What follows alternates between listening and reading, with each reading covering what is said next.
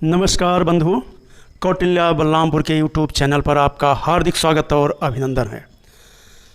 चर्चा का विषय है EWS यानी इकोनॉमिक वीकर सेक्शन। इस समय EWS आरक्षण पर सुनवाई की चर्चा चल रही है। यानी सुप्रीम कोर्ट एक लंबे समय के बाद जो संविधान पीठ के समक्ष मामला आया था, अब उस पर जो है यूए ललित जो हमारे प्रधान न्यायाधीश हैं वो अब सुनवाई माननीय जी शुरू करने वाले हैं। आपको याद होगा कि 124वां संविधान संशोधन विधेयक के माध्यम से 2019 में एक संशोधन किया गया जो 103वां संविधान संशोधन अधिनियम बना। ये भाजपा सरकार, एनडीए सरकार, इन्होंने जो है अनुच्छेद 15, 6, अनुच्छेद 16 जोड़कर ये व्यवस्था की कि अब आर्थिक शब्द यदि इसमें जोड़ दिया जाए तो सवर्णों को भी आर्थिक आधार पर 10% आरक्षण मिलने लगेगा। और ये 10% आरक्षण के माध्यम से वो किसी भी शिक्षण संस्थान में अपनी सीट सुनिश्चित कर पाएंगे और 10% नौकरियों में भी उनको आरक्षण मिलेगा। हम इससे पहले चर्चा करना चाहते हैं कि चंपाकम दोराई राजन का केस आया था। चंपाकम दोराई राजन का केस 1950 में आया था। ये मद्रास का मामला है जहाँ पे जाति के आधार पर आरक्षण की व्यवस्था की गई थी। लेकिन चंपाकम दोराई राजन केस में ये कहा गया कि सुप्रीम कोर्ट ने कहा कि जो है जाति के आधार पर आरक्षण ख़त्म करना होगा और ख़त्म कर दिया। अब जो है भारत सरकार के समय, उस समय यही था कि हमें इनको आरक्षण देना है। भारत सरकार ने प्रथम संविधान संशोधन 1951 करके ये दिखा दिया कि सरकार जो चाहे वो परिवर्तन कर सकती है और उन्होंने 15(4) और 16(4) जो दो नए प्रावधान इसमें जोड़ कर किया कि सामाजिक और शैक्षिक आधार पर जो पिछड़े वर्ग हैं, अनुसूचित जात, जनजात के लोग हैं, उनको आरक्षण दिया जाएगा और तभी से आरक्षण लागू हो गया। ये अच्छी बात है कि जो समाज से काफ़ी उपेक्षित हैं उनको मिलना चाहिए।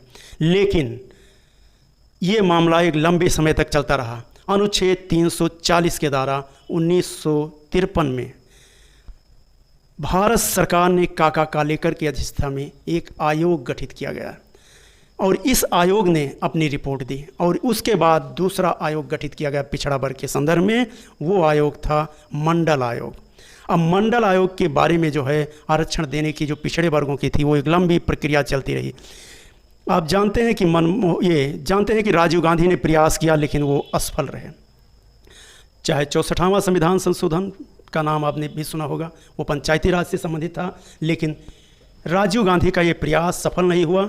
उसके बाद PV नरसिंह राव की सरकार आई और उस सरकार ने ये जो है व्यवस्था लागू कर दी जो नहीं लागू हुआ था। और तब इंदिरा साहनी का केस आया। इंदिरा साहनी का केस 16 नवंबर 1992 को न्यायालय में उनका निर्णय आया कि सामान्य वर्ग को आर्थिक आधार पर आरक्षण नहीं दिया जाएगा क्योंकि संविधान में आर्थिक पिछड़ेपन का उल्लेख नहीं है। वास्तव में अनुच्छेद 16(4) में केवल सामाजिक और शैक्षिक शब्द का उल्लेख था। आरक्षण की सीमा 50% से अधिक नहीं होगी, ये भी उल्लेख किया गया था। उसमें जो है इंदिरा साहनी में ये कहा गया था कि जो पिछड़े वर्ग के लोग हैं उनको आरक्षण दिया जाएगा और ये भी कहा गया था कि 50% का आरक्षण का ये उल्लंघन नहीं होगा।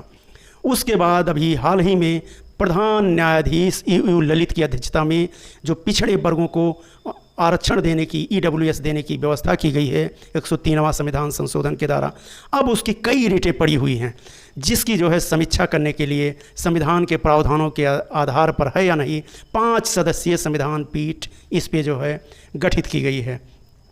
ये 5 जो हैं उसमें आपके प्रधान न्यायाधीश यूयू ललित हैं, जस्टिस दिनेश महेश्वरी हैं, जस्टिस S रविंद्र भट्ट हैं और जस्टिस बेलायम त्रिवेदी और जस्टिस JB पार्डीवाला।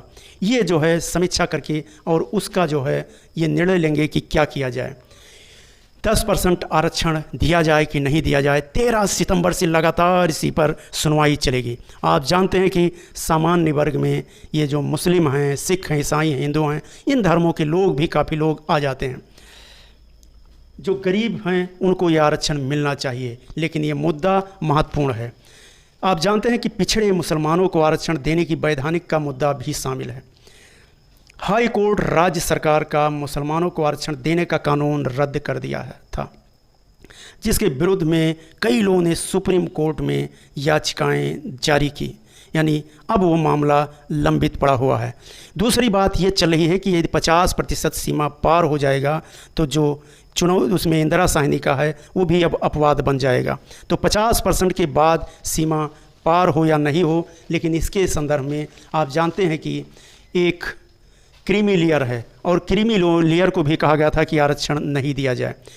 तो ये है। और 77वां संविधान संशोधन आपको याद होना चाहिए, 81 संविधान संशोधन भी याद होना चाहिए, जिसके माध्यम से आरक्षण की व्यवस्था की गई थी।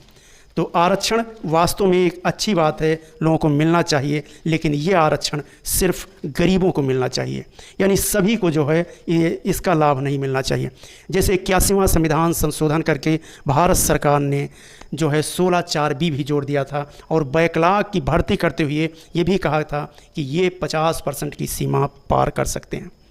दूसरी बात, 82वां संविधान संशोधन जो हमने उल्लेख किया, SC/ST को अहर्ता के अंकों में भी अब छूट दी जाएगी, यानी जो SC/ST हों, OBC हों, उनको जो है अब उसमें छूट मिलनी स्वाभाविक है।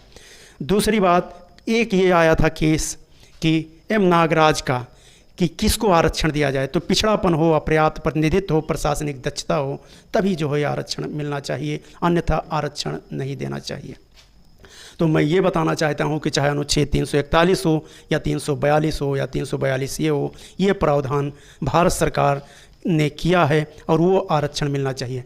अब रही बात कि जो सामान्य वर्ग के EWS का आरक्षण है, ये आरक्षण के माध्यम से किसको मिलना चाहिए, तो जिसकी आय 8 लाख से कम है उनको आरक्षण मिलना चाहिए। जो 5 एकड़ से जिसकी भूमि कम है, जिसका जो है 1000 से कम फ्लैट है, यानी वास्तव में उनके 1000 से कम उनका मकान बना हुआ है, तो उनको आरक्षण मिलना चाहिए। इससे जो गरीब हैं उनको जो है आरक्षण मिलकर वो भी एक बराबर की श्रेणी में आ जाएंगे।